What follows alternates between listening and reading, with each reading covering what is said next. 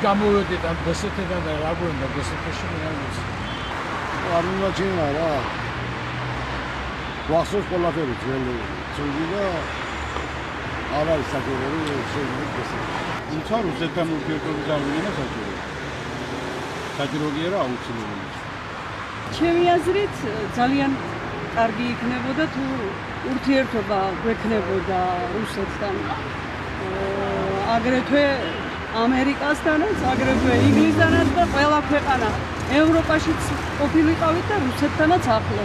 მე ჩემი აზრით რუსეთთან ურთიერთობა მოიტანს საქართველოს ტერიტორიების დაბრუნებას. არც მინდა და არც ვფიქრობ, რომ შემემხრება ეს ავთხე.